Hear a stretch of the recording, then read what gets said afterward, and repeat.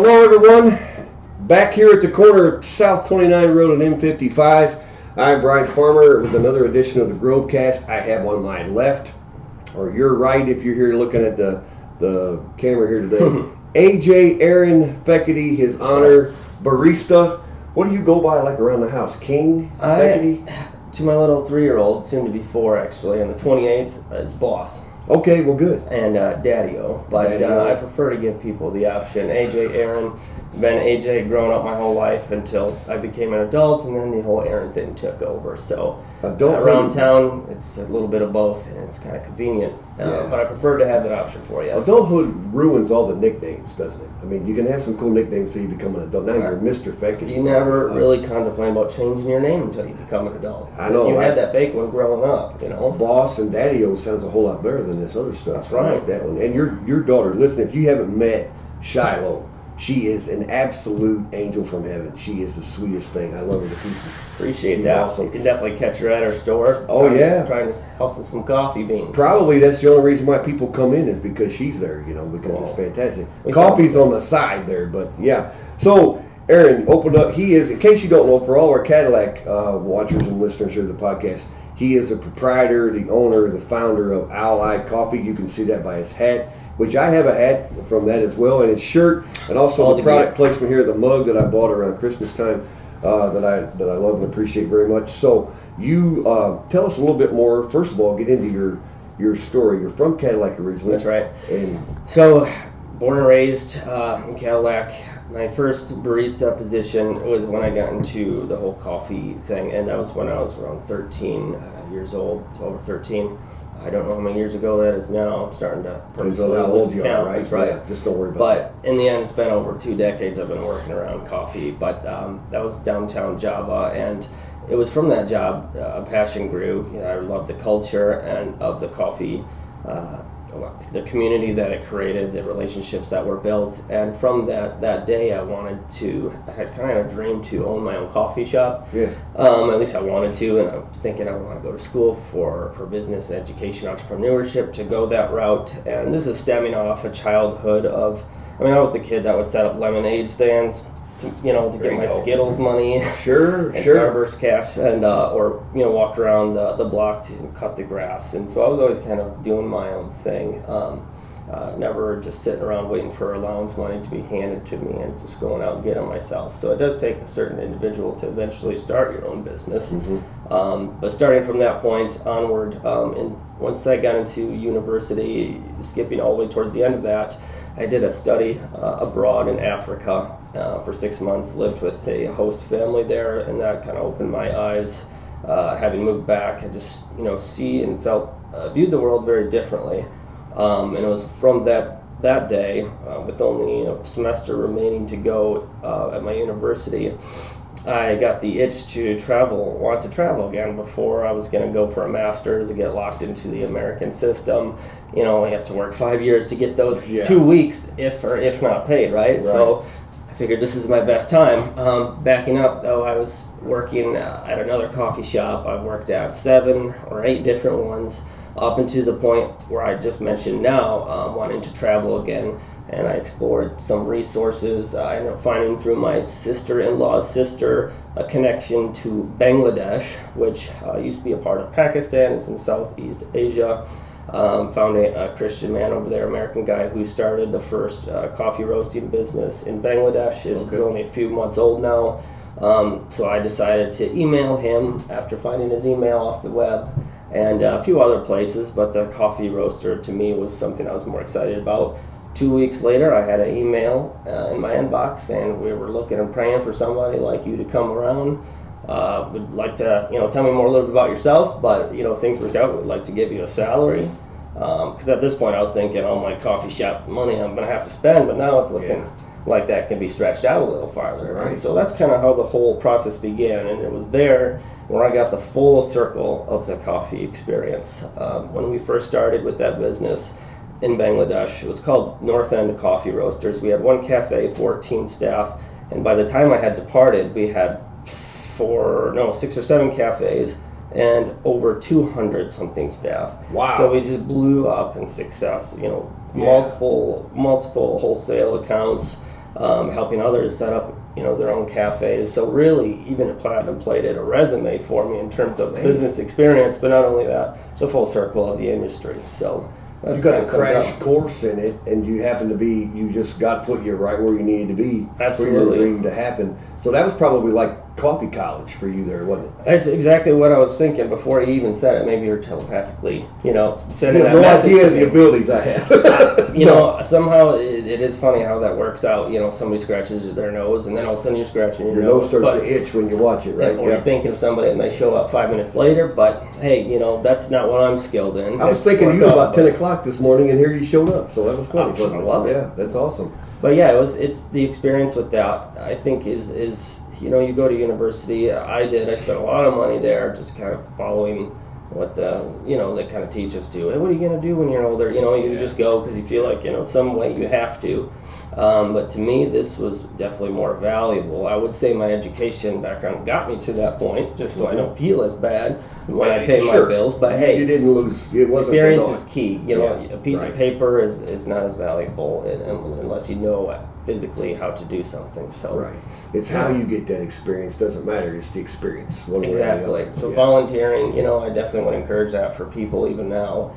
Spending your time getting involved. Different volunteering programs. Even the churches is a great way to build up certain types of experience. I mean, you can get micromanagement experience in all different, every area of the church has that in there. So that's a good point. So you're there in Bangladesh. You were there for how long? How many years? Around 5 years. 5 years plus. Yeah, I think maybe a couple months shy of that, but I like to sum up that. Well, just to put it in a round number, right? And then that's where you met your bride.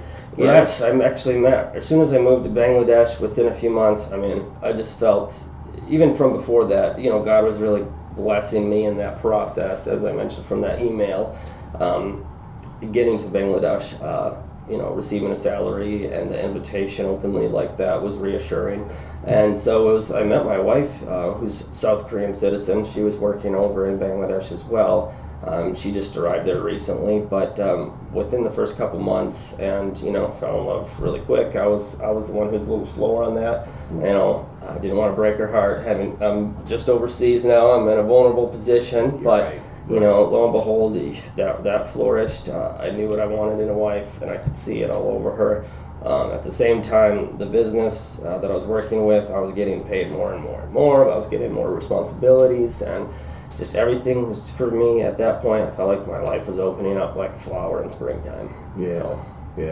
Did you ever wonder, is she ever going to want to move back to the States? Because you kind of thought you would, right, after you got done there? Or did you think you might just stay there forever? Well, all of those things you mentioned have been juggling around my mind, because it was, while being over there, I was able to visit 13, 14 other countries. I know my wife has visited somewhere up in the 30 different country range. Oh, wow. So, she's very well traveled as well.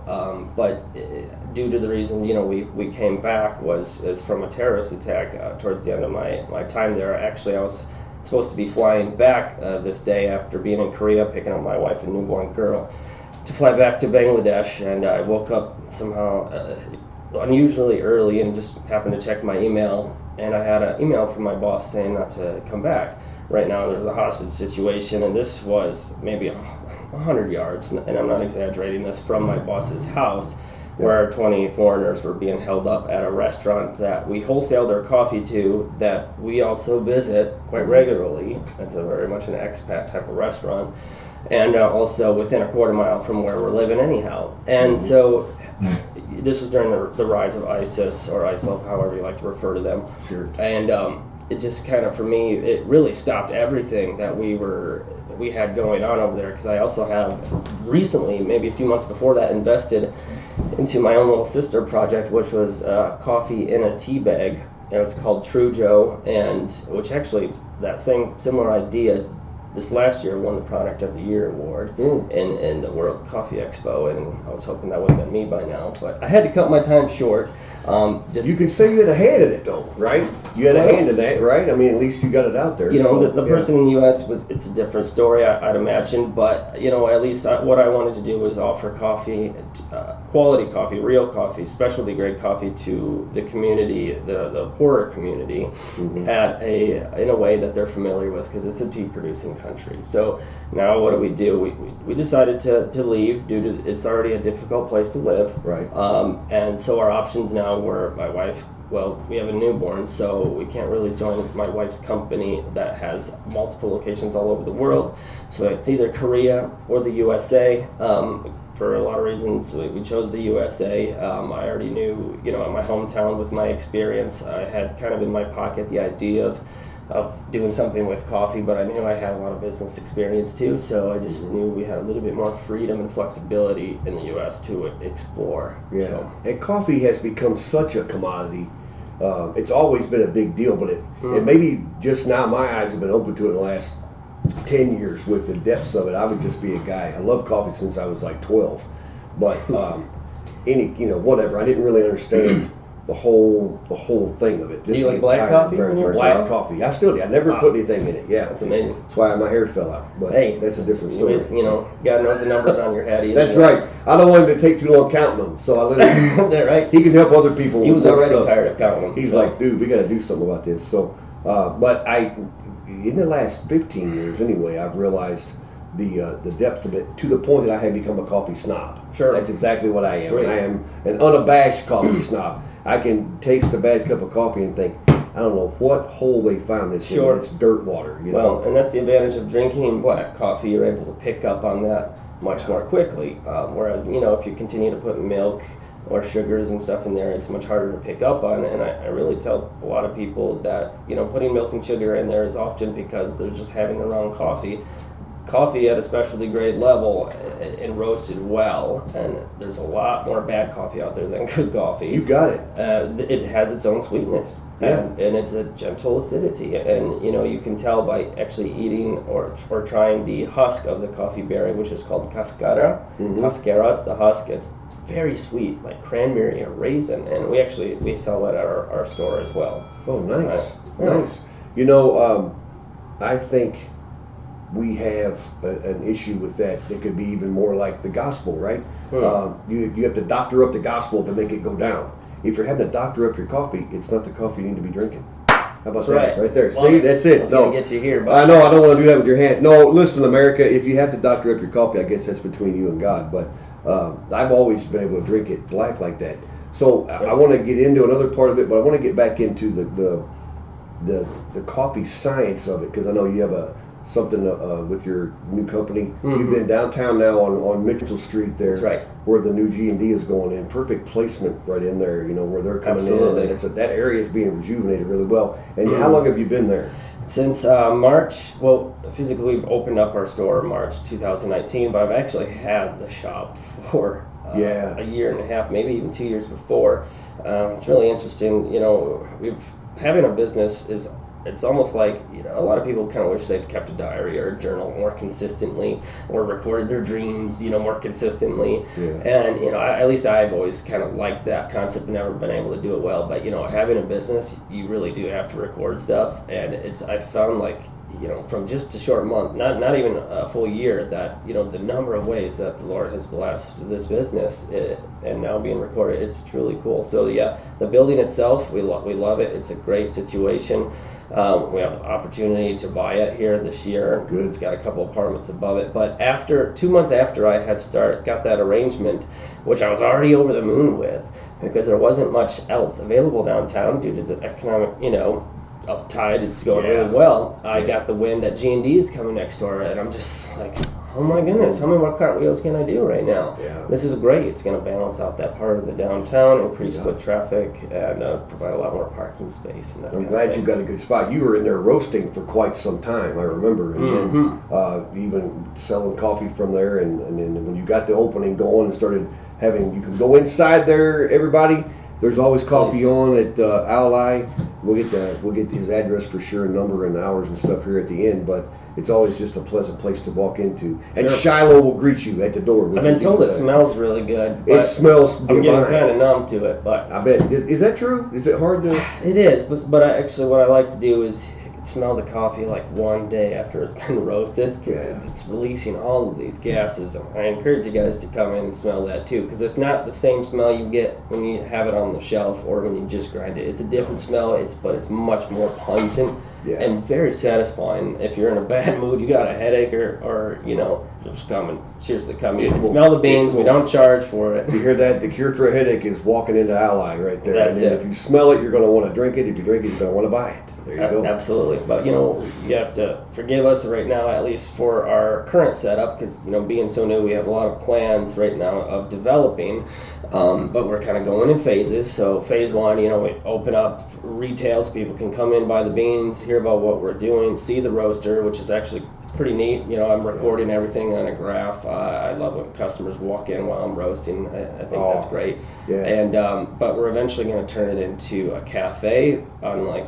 some to which we don't have available downtown right now. We're really lacking a place to sit down comfortably and catch up with a stranger or someone we haven't seen in a long time, read a book, get some work done, and not feel like we're out of place, like in a bookstore or in a restaurant or an environment that doesn't really make sense, doesn't jive comfortably. So it's going to be more of a modern, industrial, minimal kind of environment, but something to which you can get maybe fine in Grand Rapids, but not overly rustic, more of a clean, modern, industrial. But so you're not going to feel like you're sitting there in your way, having some coffee, reading a book or whatever, or working on something. It's an open kind of thing where you don't feel like you have to be very open concept actually, and so open we want to have the setup arranged. It's more of a community, more communal kind of a hub. I want benches, long tables. I'm kind of forcing people to interact with each other, and I think that's one of the for me my most favorite things outside of the smell of coffee is just the community that happens or evolves naturally around coffee. Because a large percentage of Americans are drinking coffee, be it one cup once in a while to many cups less than once in a while. And but so many different cultures, different people groups. It's a glue to a community very much, and a fuel to a working force. And it's also got a lot of health benefits with the antioxidants and that kind of thing. So I think that gets lost on people because of the caffeine. Everybody thinks that coffee is this terrible thing. The more you get into that and research it, I've been flabbergasted the last couple of years on the health benefits. Really, absolutely. I mean, you probably don't want to drink 90 cups a day of it, but more than 5 aren't bad. No, not at all. That's my level. Even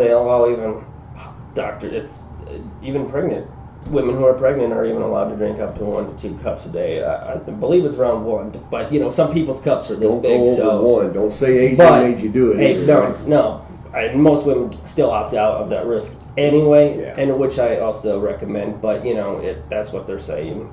But there's prevented type 2 diabetes and links to Alzheimer's and hearts and other things like that. And I'm not a naturopathic, but that it's not hidden information. You type in coffee health benefits and you won't even have enough time to read it all.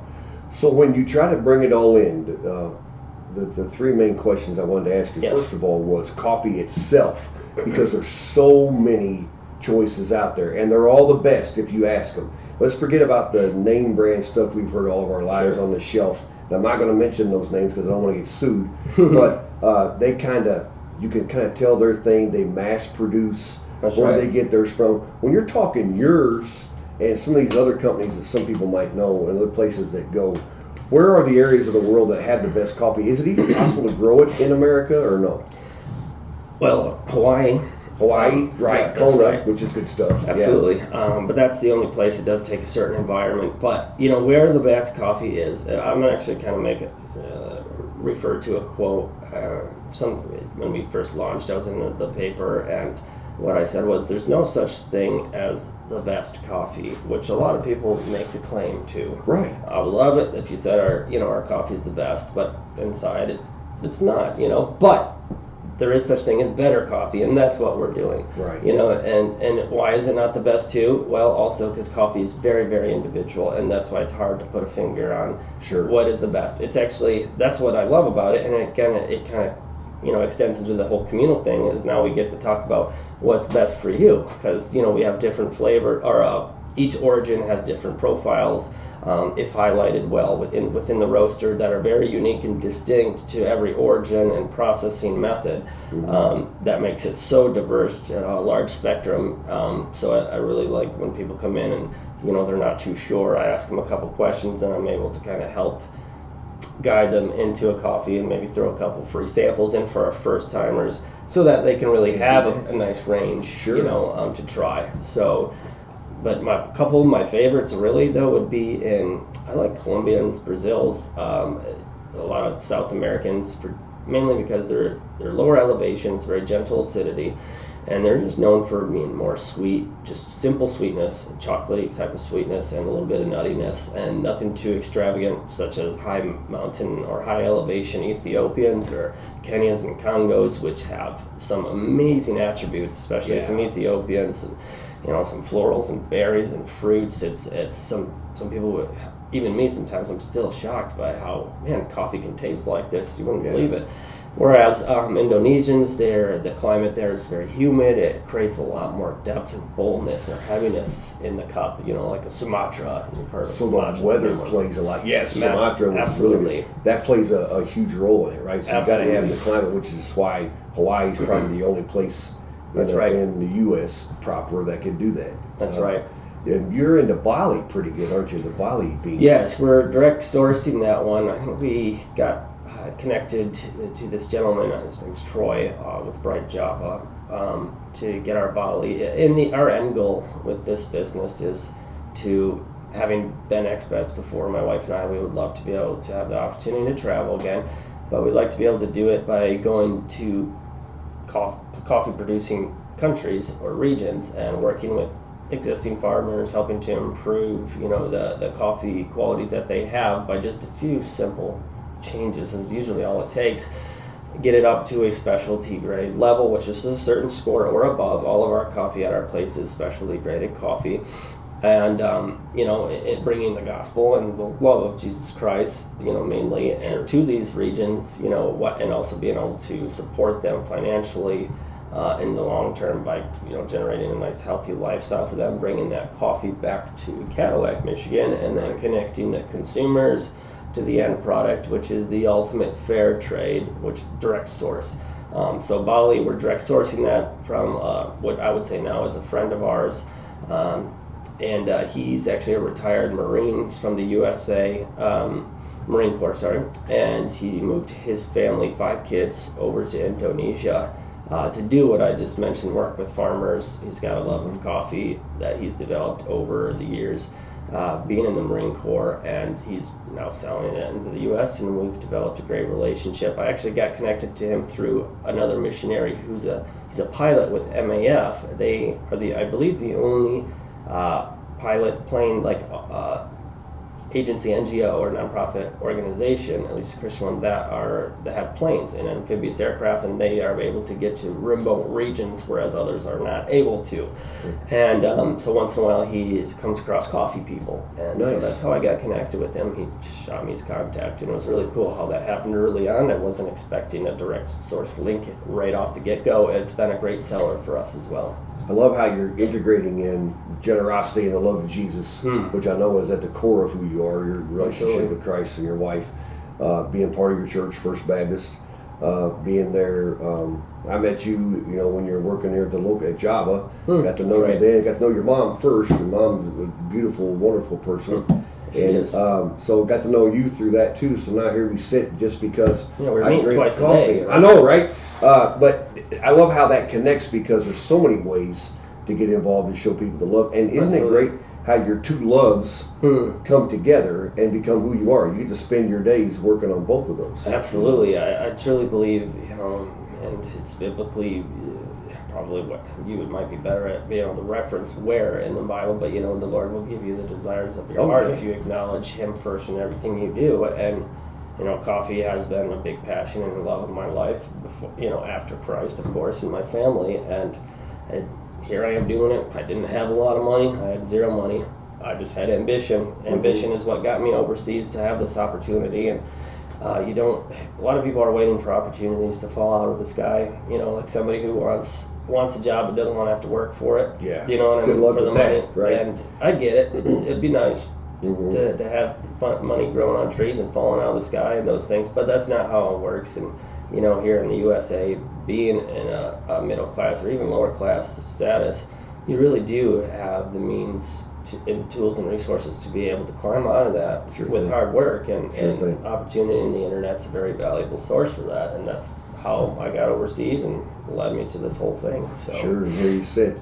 Okay, last two questions. First of all, take us through a crash course of beans come into your store in the back. Because you talk about the notes that are in certain kinds of coffee and how to bring this out. You know what level you want to get at. Right. What's the first thing when you talk about roasting? Because my thing is where I'm at. Okay, I feel like I'm a barista because I grind my own beans. You know, that makes me far from that. Now, that's great. That's my question I wanted to ask you, because I think it's fresher that way. It tastes better. Is it better? I keep seeing these bird grinders over the blade. I have a blade, but what's the whole thing with the bird grinder? Is that better? It is. It's birds. It's like a mill.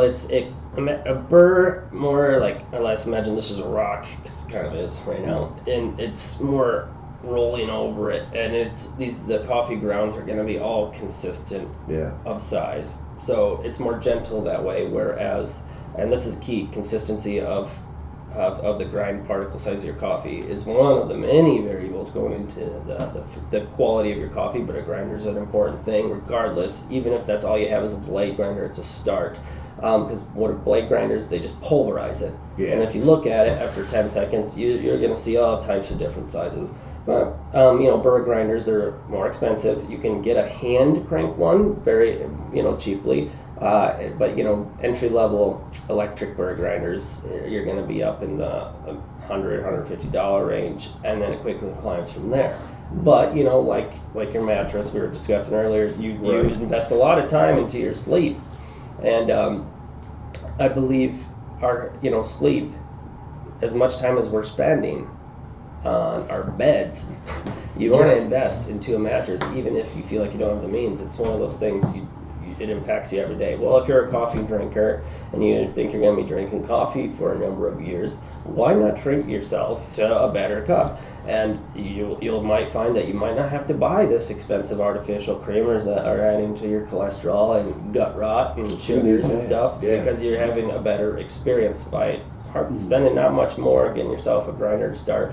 I mean, anybody can come in. I love talking about coffee, as you can see. I'll try not to keep you very long. That's why you're here today, man. That's right. Yeah. You come in and you have questions about that kind of stuff. I'd love to help walk people through that experience. I want to create some new coffee snobs, or take the existing snobs and make them more snobbier. Make me snobbier. I'm good with that. That's fine. But to answer your original question with the coffee coming in the door, and how do we, go about what we're doing?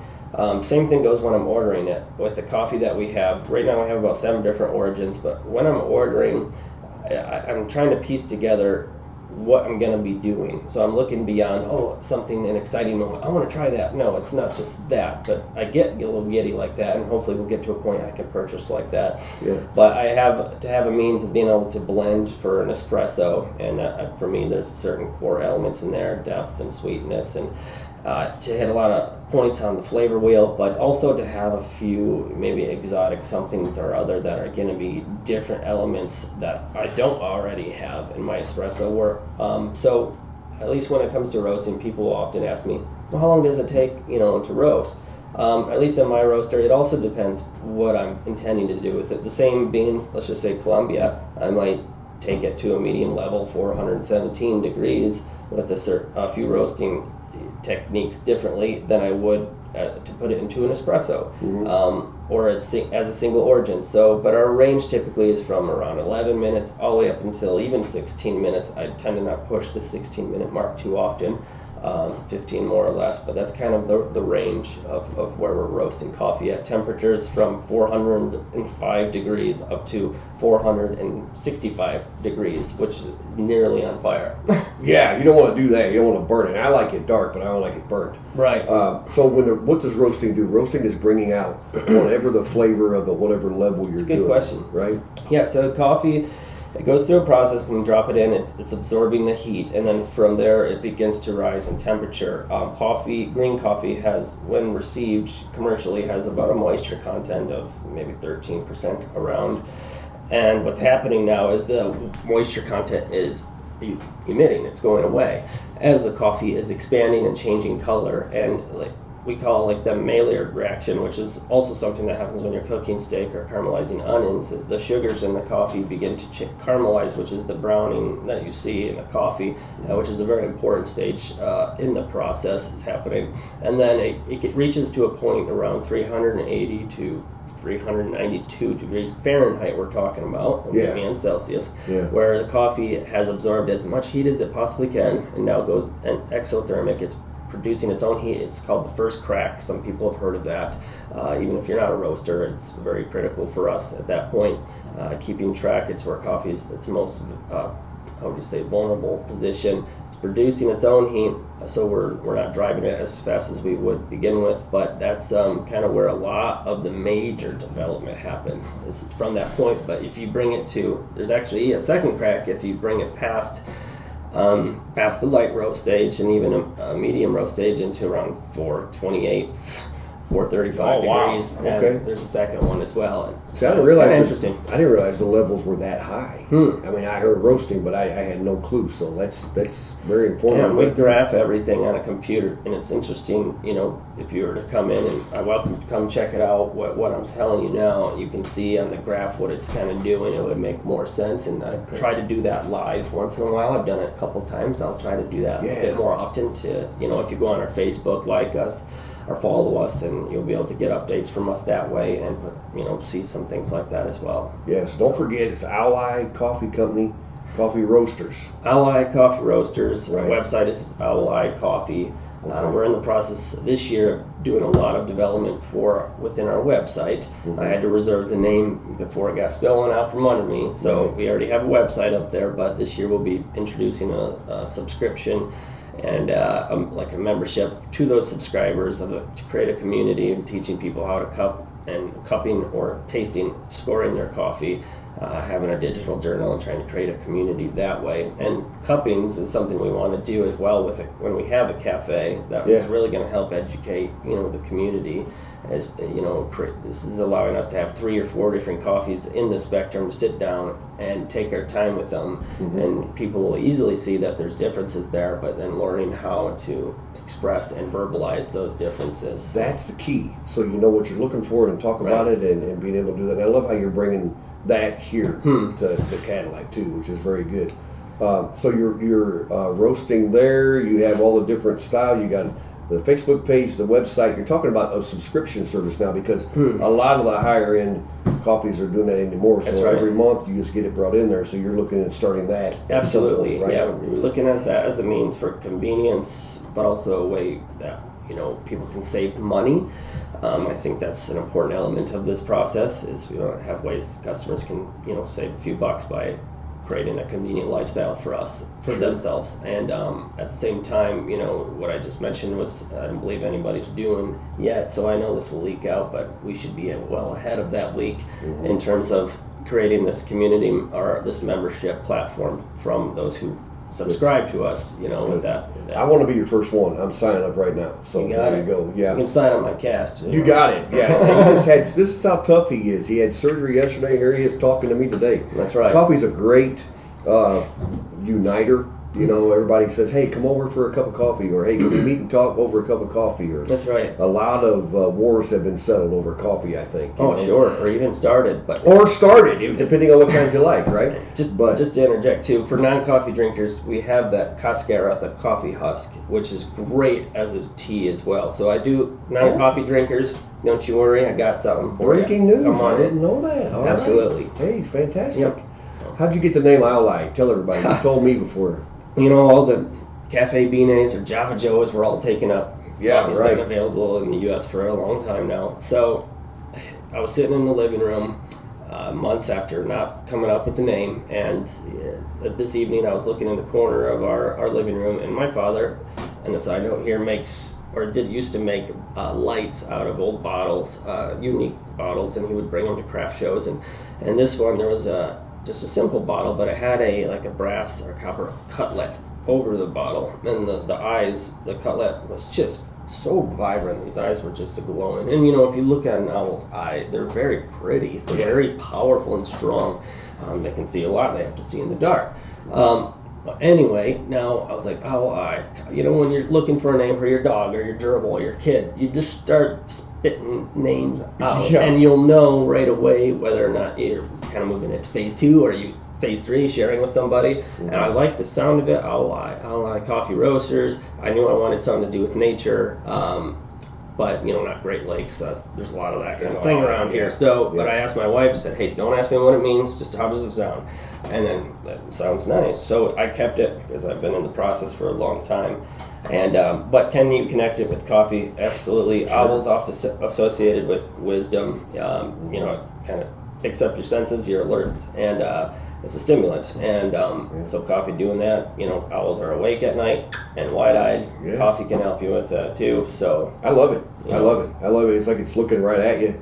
And the design right there, you can see, of course, he's very well laid out here today for sure, and even here with the mug. There's a coffee bean right in the eye too. That's what it looks like. Yeah, that's beautiful. The pupil is a coffee bean. I didn't even know that for the awesome. first week.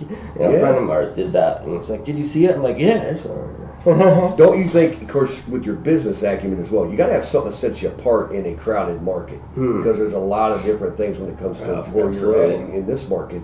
So the name and even the logo is something that sets you out. Like we did that with the church logo. Okay, you take some things that you're known for, the cherry in this area, and just kind of make that part of what stands out. It's the same thing with that and the name. When you hear Owl Eye, now it's going to be synonymous with good coffee. But good Christian people that aren't going to rip you off, that are there to help you. And you're all over the place. I mean, I see your coffee in places that it blows my mind. And so you're out there, it's even into some of the coffee stands and making relationships in places I've never heard of before. We're getting in a few other cities. I think Manistee, Big Rapids now. Fantastic. You're breaking new ground. Traverse City even. So we're starting to get out there, and it's growing much faster than what an industry average new business would be. So we're very, very blessed. It should, because I love it when good people have good things happen to them, and I appreciate it. And it always doesn't work out that way sometimes. It doesn't. But it can as well. You never know. Nothing's guaranteed, even in the Christian life. Obviously. Absolutely. Give us the location, days and times you're open. You got it. So we're located downtown, the main drag, Cadillac, and 317 North Mitchell Street. That's located next to where G&D, which is an old Ford dealership, is at. It's kind of insignificant right now, but as we go on, you'll be able to see it more clearly. But we're right next to them, connected across the street from the Blue Heron and Peterson's gas station, directly stone's throw across the street. So it's pretty easy to find. And phone number 231-884-9964. That's the one right in my pocket. Do not call me beyond 7 p.m.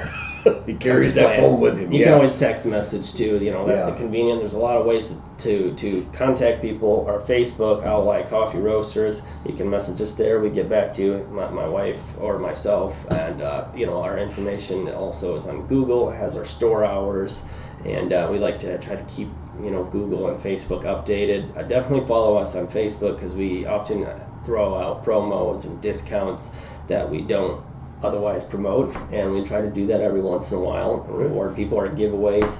And we also update people on where we're at with the whole process, and educational things, and that kind of thing. So sure join us. Absolutely, love it. Thank you for being our guest today. You get the brand new Cherry Grove, but it's the TheGroveCast ink pens. There you are, one for you and one for your wife. This is perfect timing. My doc notes from my roast activities, again with the computer, but I like to document by hand too, and all of them are running out of ink actually, and I'm tired of taking Huntington. So listen, me too. I've got tons of those green Huntington pens there. You're the coffee guy, I'm the pen guy. There you go. So we got something. I had a pen problem once too, but I still have it, so you need to pray for me. Well, thank you. But you share it though, so it's not a problem. You're covered with grace and mercy. Trying to, if it evens out with generosity, I'm in good shape, right? Hopefully, Absolutely. for sure. Hey, it's always good to talk to you. You're a dear friend. I appreciate you and your heart. Thank you. Support this guy because he's doing it for the right reasons, but he knows what he's doing. He makes good coffee, and it's a good family-oriented things, and it's a good thing to promote the message of the gospel. And so I'd like to compliment that with. On the flip side, I hear a lot of great things as well about yourself around town. Being with coffee, it naturally connects us into relationships. Yeah. And I hear a lot of great things about this church, about Brian. I don't know if it's a southern accent, but coupled with, he's just a nice outgoing individual. And, in a small town here, creatures of habit, who tend to stay to themselves, having people talk to people is kind of a rare occurrence, but it gets a lot of attention in a positive way here, so keep doing what you're doing. If I wasn't, actually, I'm not a member at my current place yet, but I'm going to have to come visit you guys. My wife and I have often talked about just paying a visit here. So come visit anytime. Absolutely. Good church over there, too, but love to have you anytime. We have I Like Coffee here at Cherry Grove, as a matter of fact. So we back up, we practice what we preach when it comes to that. And it's funny how the spirit level the day we make I Like Coffee goes up that much higher. Everybody's in a better mood, and Jesus comes even sweeter. So exactly. It's a good thing. Absolutely. AJ, thanks for being here today. I'll have to give you a pound. Got that right there. Left-handed handshake or so. Well, that's all right. We can still handle it, right? God bless you. Thanks for being on. Thank you, guys. Thanks for having me. Hope to see you soon. Remember, it's GroveCast2 at gmail.com, and drop us a line if you got any suggestions for future podcasts or other things you want to throw at us there. GroveCast, all lowercase with a number 2 at the end, at gmail.com. Look for that. Send us that so we can let us know you're listening and watching, and any suggestions you got there. Until next time, God bless you.